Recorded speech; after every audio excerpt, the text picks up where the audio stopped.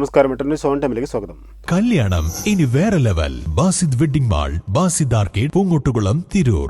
കേരളത്തിൽ ഭരണാധികാരികൾ പോലും ധർമ്മത്തെ നശിപ്പിക്കണമെന്ന് പ്രഖ്യാപിക്കുന്ന കാലമാണിതെന്ന് മഹാമണ്ഡലേശ്വർ ആനന്ദവനം ഭാരതി മഹാരാജ്.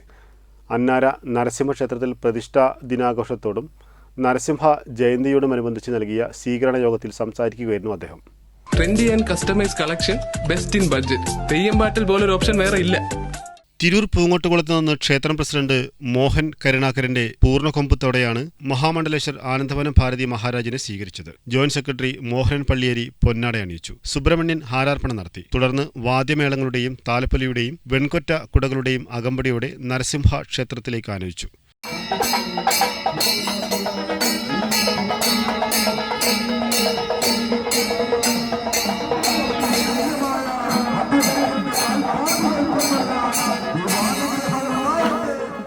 സ്വീകരണത്തിന് സെക്രട്ടറി ഗോപികൃഷ്ണ മേനോൻ, ട്രഷറർ സന്തോഷ് മേനോൻ, കൃഷ്ണകുട്ടി, മോഹൻദാസ് പുല്ലാനൂർ എന്നിവർ നേതൃത്വം നൽകി. യോഗത്തിൽ മഹാമണ്ഡലേശ്വർ ആത്മീയ പ്രഭാഷണം നടത്തി. തിരൂർ ദിനേശ് മുഖ്യ പ്രഭാഷണം നടത്തി.